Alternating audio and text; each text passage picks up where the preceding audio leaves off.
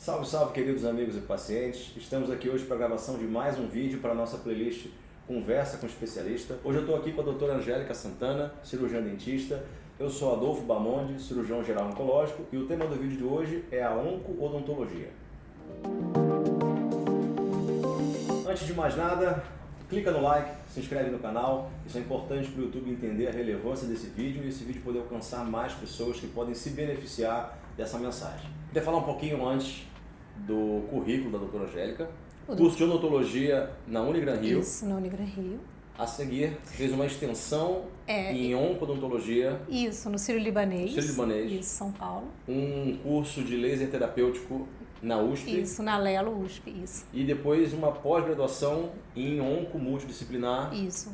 Pelo Albert Einstein. Uhum. E atualmente você é mestranda em biomedicina translacional. Exatamente devido à área da oncologia ser uma área que busca, né, sempre a questão molecular, né? Então, essa área de biomedicina, ela é muito voltada, né, para a questão da pesquisa. Também, a ideia do translacional, né, que não é muito conhecido, é você tirar da bancada e levar para o leito, né? O que significa isso? A pesquisa é importante que chegue logo ao leito, que chegue logo ao paciente. Então, é uma forma de fazer com que chegue mais rápido, né? O interesse médico juntamente com o interesse da pesquisa. Até porque, antigamente, né, os pesquisadores eram os médicos, né? Então, isso foi acabando, e então a gente tem muita pesquisa que não interessa tanto para medicina. Medicina, quando eu digo assim, odontologia, fisioterapia, enfim, áreas da saúde. Então, essa conexão entre o médico, né, ou o profissional da saúde e a pesquisa é extremamente importante, né? Os países mais desenvolvidos já têm a biomedicina translacional já há muito tempo. Bom, hoje o tema do nosso vídeo é falar do papel do dentista dentro da oncologia, né? Bom, um profissional que deseja, né, um dentista, um cirurgião dentista que deseja trilhar esse caminho, né, que é chegar a atender um paciente oncológico. O que ele precisa fazer? Qual o caminho que ele precisa seguir? É importante que haja uma formação, com certeza, tá, mais específica. Hoje a gente tem residências voltadas para isso. Temos os cursos de especialização também, como o que eu fiz, né?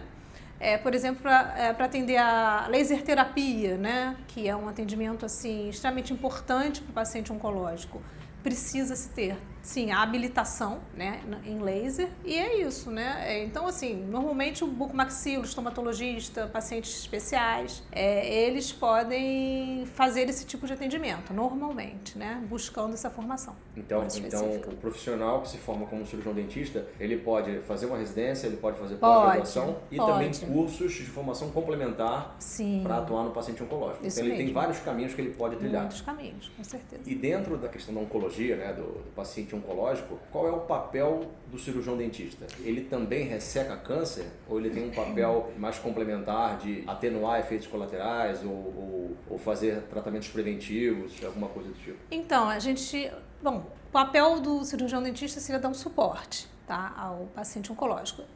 Desse modo, como nós estamos falando aqui, né? Mas também a gente tem o bucomaxilofacial, que pode fazer cirurgia de ressecção de tumores, né? A gente pode entrar desde do estudo patológico, que seria a biópsia, né, mais conhecida como biópsia, para fazer diagnóstico, assim como também pode haver a ressecção em hospital, até em consultório, né, do tumor da região de cabeça e pescoço. Normalmente, em consultório são os orais, né? A região de cabeça e pescoço, a gente já tem um nível hospitalar. E agora, no meu caso, né, o que eu faço? Eu faço o suporte ao paciente antes, durante e pós-tratamento oncológico. Então, esse suporte ele inicia no início do diagnóstico do paciente. O paciente tem o diagnóstico. O ideal é que ele já busque, sim, o cirurgião dentista. Por quê? Porque esse paciente, ele não pode iniciar um tratamento oncológico com cáries, com resto de raiz, canal para fazer, próteses mal adaptadas, né? Porque durante o tratamento oncológico, ele não pode, infelizmente, não pode ter nenhuma intercorrência desse tipo. Se tiver, o que acontece é muito comum, a gente tem que parar o processo, né? A quimioterapia, a radioterapia, e isso não é bom. Só atrasa, né? Aí tem assim, né, aquele jargão que fala, a saúde começa pela boca, sem dúvida. É verdade, né? Então a gente tem algumas infecções aí que podem vir a ficar muito sérias, né, se não forem tratadas antes do tratamento da terapia oncológica, né? Mas quando você fala do profissional cirurgião dentista, ele basicamente vai trabalhar com pacientes que têm tumor de cabeça e pescoço? Não. Ou ele trabalha em qualquer outra... Em qualquer outro tipo de câncer.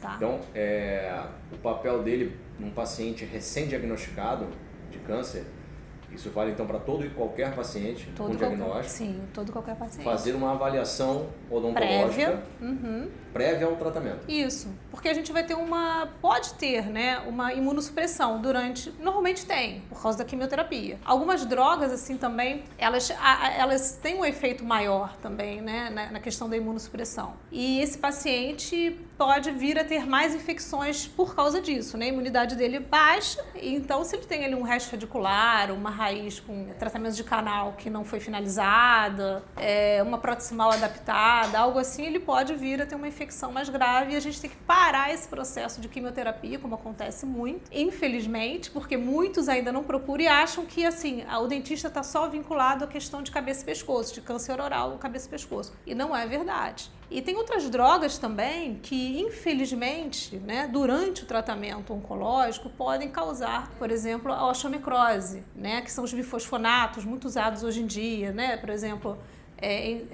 os hemato-oncologistas utilizam muito, então a pessoa quando está com metástase óssea, a gente tem muita a utilização do Zometa, né? E então essas drogas, o denosumab também, infelizmente, também pode vir causar a osteonecrose. Algumas dessas que eu estou falando são causadas por medicamentos, né, que são osteonecroses medicamentosas. Esses pacientes precisam saber, né, o que pode acontecer com eles durante o tratamento oncológico devido a essas drogas. Então, e essas drogas estão sendo muito usadas nos processos paliativos também.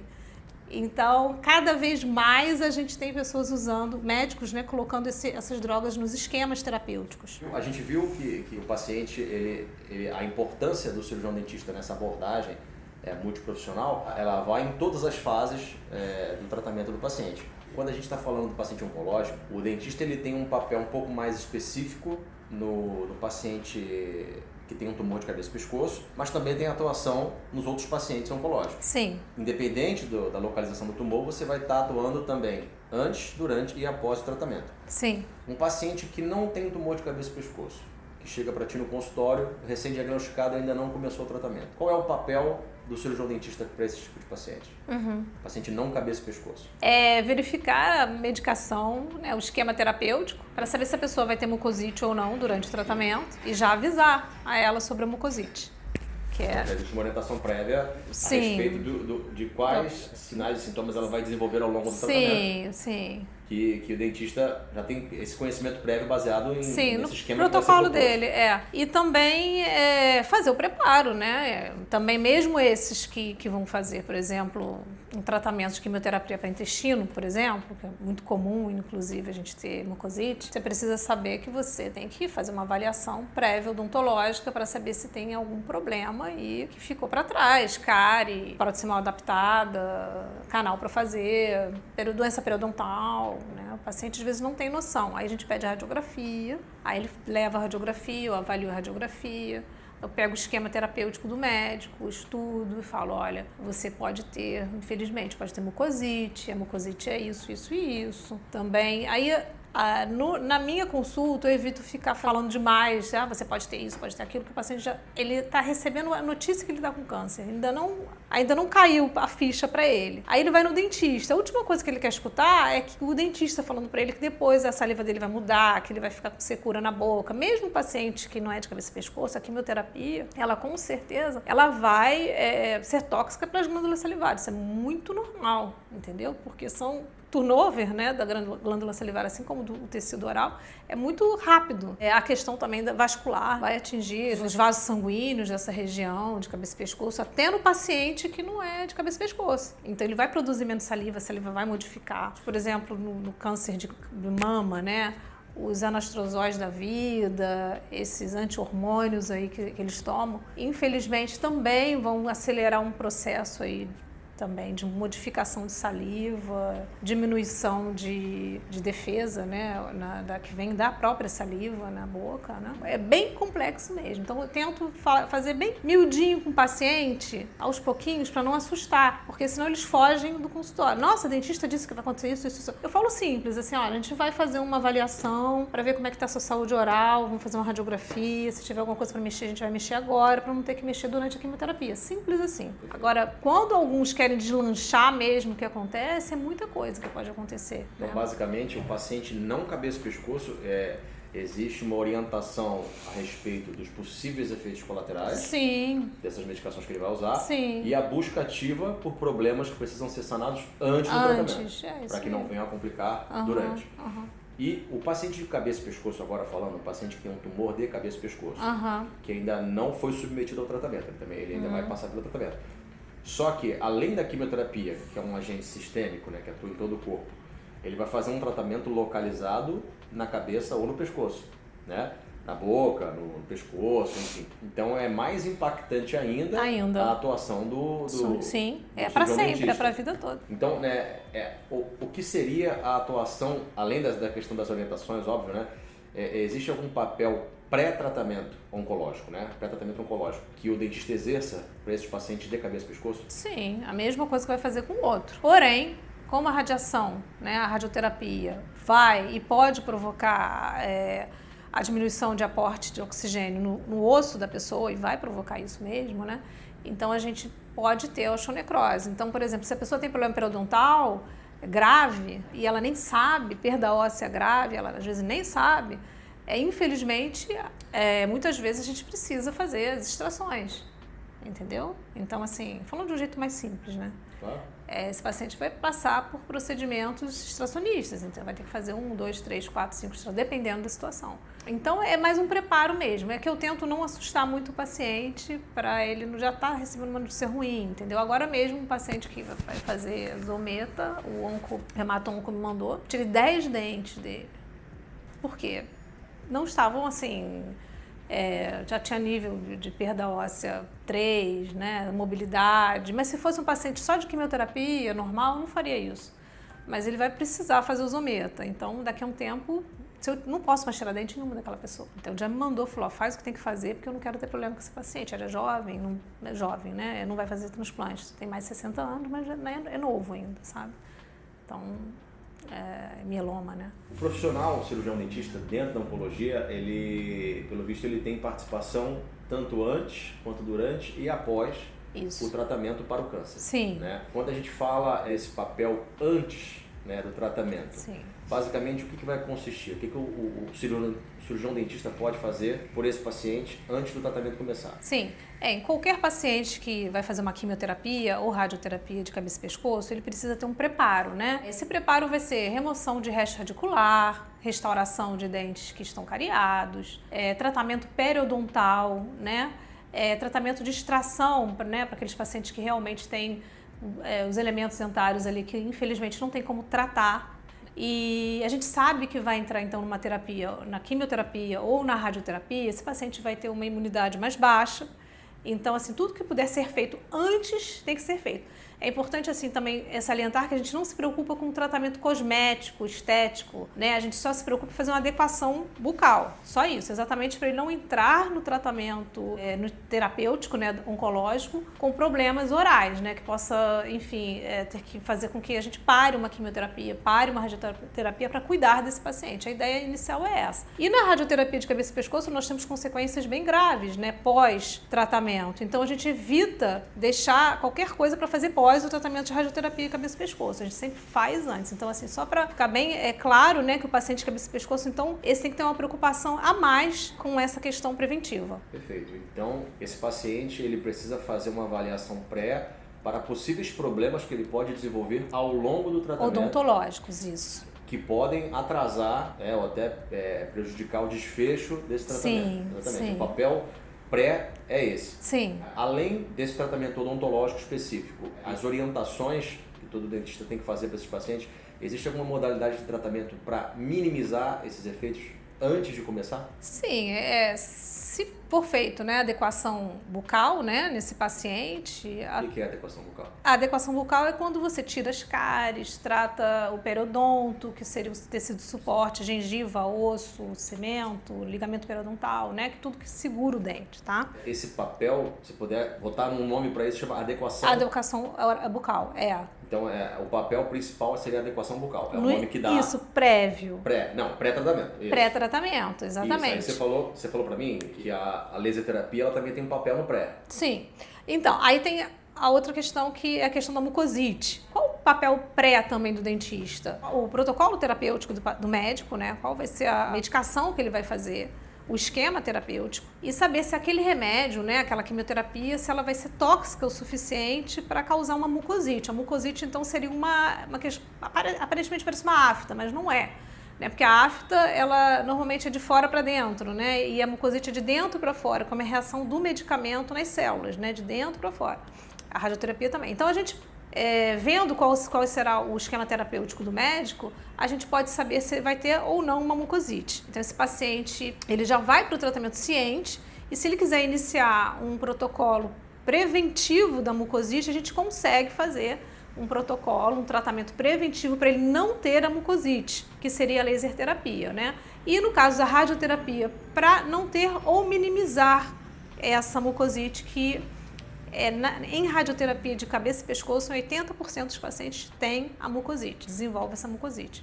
Então, além da adequação bucal e as orientações acerca do que está por vir, sim, existe a possibilidade de fazer a laser terapia prévia para casos específicos, para minimizar efeitos do tratamento. Uma prevenção, como prevenção. Laser terapia, né? Sim. Fala laser terapia ou laser terapêutico? É a mesma coisa? Laser terapia, né? Que vai ser uma terapia a laser.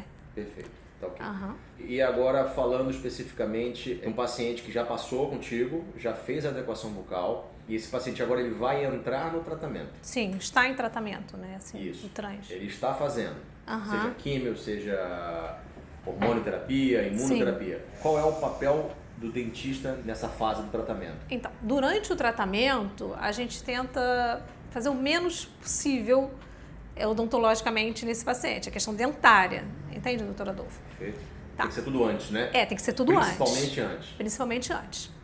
O papel da gente exatamente é ficar na prevenção da mucosite, fazendo a laser terapia durante esse tempo que ele está fazendo a químio ou a rádio, né? E não só isso, né? O dentista vai dar o suporte ali analgésico, né? Porque essa mucosite pode causar muita dor, prescrevendo também colutórios e outros tipos de géis, né? Saliva artificial para esse paciente, uma alimentação juntamente com a Nutri, né? Com o nutricionista.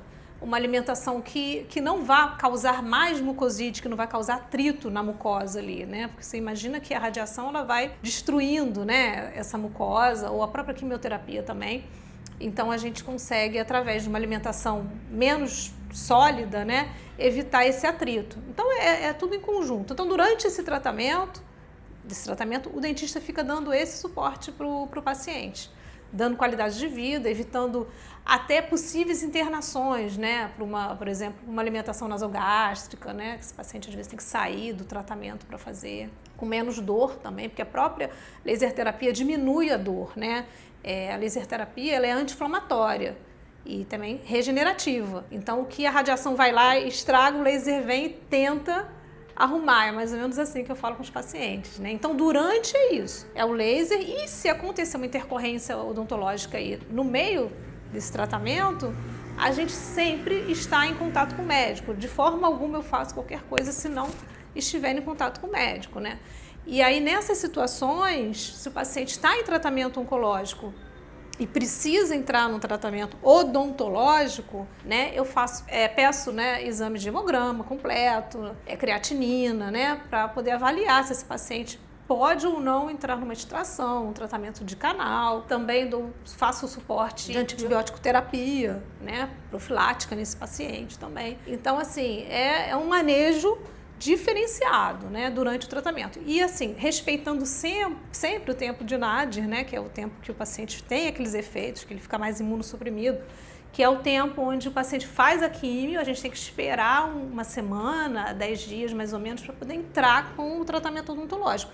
Isso sempre conciliado com o médico, sempre, né? O paciente está tratando com o médico, está tratando comigo, a gente está sempre comunicando. Por isso é importante ver antes do tratamento, né? Por isso esse suporte é importante também antes, para não acontecer isso. Então, eu estou vendo que o laser ele tem um papel fundamental em todas as fases do tratamento, né? O laser Por exemplo, paciente de cabeça e pescoço, de radioterapia, ele faz laser diário, todo dia. Se ele tem 35 consultas de radioterapia, ele terá 35 consultas de laser terapia. É todo dia. Perfeito. Todo dia. Já o paciente que não é cabeça e pescoço tem um esquema diferente para esses pacientes de laser, mas também fazem um laser, porque muitos têm a mucosite, desenvolvem a mucosite. Entendi. Então, o papel do cirurgião dentista nesses pacientes oncológicos, independente de ser um tumor de cabeça e pescoço ou não, é basicamente o auxílio no manejo dos sintomas. Sim.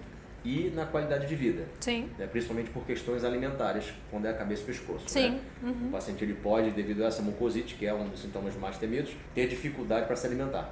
Sim. Então é até um papel meio Sim, paralelo, sim. cirurgião dentista, nutricionista. Né? A gente trabalha com analgesia também, né? Com colutórios que vão diminuir essa dor, com lidocaína, por exemplo, né? Que são anestésicos locais. Quando você fala colutório, é uma solução oral. Bochecho, isso. É o bochecho com uma solução oral específica, exatamente, para diminuir dor. A gente tem a anistatina, que é antifúngica, que é utilizada também durante todo esse processo. E pós, né, esse processo durante um tempo, porque o paciente pode desenvolver fungo, como a cândida, né, que é muito comum. Alguns pacientes que já têm herpes, por exemplo, recorrente, vão desenvolver a herpes durante o tratamento oncológico, é muito comum.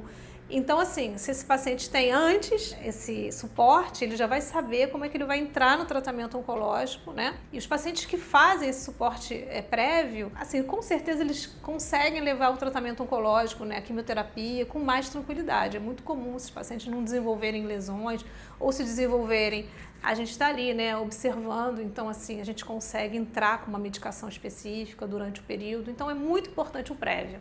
Eu tento, assim, bater essa tecla porque... Não, claro, ficou bem nítido, assim, que mais importante do que ter alguma coisa durante é você prevenir. Saber, prevenir. Né? No primeiro contato, assim, Isso. que você tem o diagnóstico e não começou o tratamento ainda, né? Você procurar o dentista principalmente na fase antes do tratamento oncológico. Mas deu para compreender que, basicamente, esse tratamento paralelo do cirurgião dentista é manejo de sintoma e qualidade de vida. Sim. Né? Durante o tratamento oncológico. E agora, sendo uma coisa mais específica, o paciente, quando termina esse tratamento, todo tratamento oncológico gera alguma sequela. Gera. Seja ela mais simples ou mais grave. Das principais sequelas dos tratamentos oncológicos, seja paciente de cabeça e pescoço ou não, quais são as mais frequentes e como é que o cirurgião dentista pode manejar essas complicações? A quimioterapia, assim como a hormonoterapia, assim como a radioterapia de cabeça e pescoço, sempre a radioterapia é pior, né? De cabeça e pescoço. Mas a quimio, a hormonoterapia, elas também vão afetar as células das glândulas salivares, por exemplo. Né? Então, essa paciente tem mais tendência a produzir menos saliva. Então, toda defesa que chega pela saliva, ela vai diminuir. Então, aqueles sintomas, por exemplo, a hormonioterapia, uma mulher, né, que teve câncer de mama. Só para dar um exemplo aqui, tá, doutor? Que teve um câncer de mama, que, por exemplo, vai precisar fazer hormonoterapia pós a quimioterapia, né, que já afeta naturalmente as glândulas salivares. Essa paciente, então, vai ter uns efeitos de menopausa prévio, entendeu? A menopausa é bloqueio hormonal. Então, assim, essa paciente, assim, são muito queixosos, né, da questão da xerostomia. Sente que a boca está muito seca, sente que aumentou o número de cárie. A doença periodontal, então, aparece com muita facilidade nessas mulheres, por exemplo. Então, é só um exemplo aqui de como uma quimioterapia e uma hormonioterapia podem afetar. E aí o dentista continua acompanhando, né, às vezes com uma saliva artificial, com a visita, né, regular de 6 em 6 meses no consultório, para a gente manter o que eu chamo de adequação oral, que é não ter tártaro, não ter placa, ter uma saúde periodontal adequada, não ter cárie. Então, esse paciente precisa saber que ele precisa ter esse acompanhamento. Assim também com outros tipos de tumores, né? Intestino, enfim, qualquer outro tipo de tumor precisa ter esse acompanhamento pós, devido à quimioterapia, por exemplo, né? Que pode causar essas intercorrências pós-tratamento.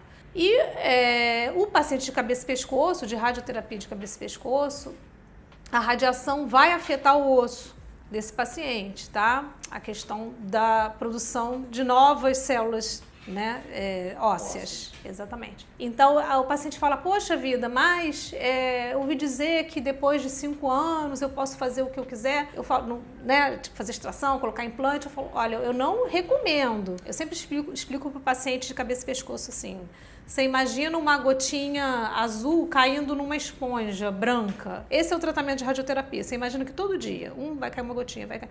No fim de 35 dias, a esponja vai estar azul e encharcada. Quando você termina, é aquilo que você tem. Depois ela vai pingando ao contrário, né? Vai aquela radiação vai indo embora, porém a esponja vai ficar para sempre azul. Vai ficar sempre a marca da radioterapia. E esses pacientes podem desenvolver problemas no osso devido a essa marca da radioterapia, que vai afetar o osso e a formação de novas células ósseas, porque diminui a oxigenação, o aporte de sangue nessa região. Então, a gente pode ter uma coisa que a gente chama de osteoradionecrose, tá? Que é quando você não tem uma cicatrização do osso. Então, a pessoa entra numa necrose ali, é como se ela não conseguisse cicatrizar aquele osso vai se perdendo, vai se perdendo, vai se perdendo, até ela ficar muitas vezes sem parte do osso da maxila ou da mandíbula.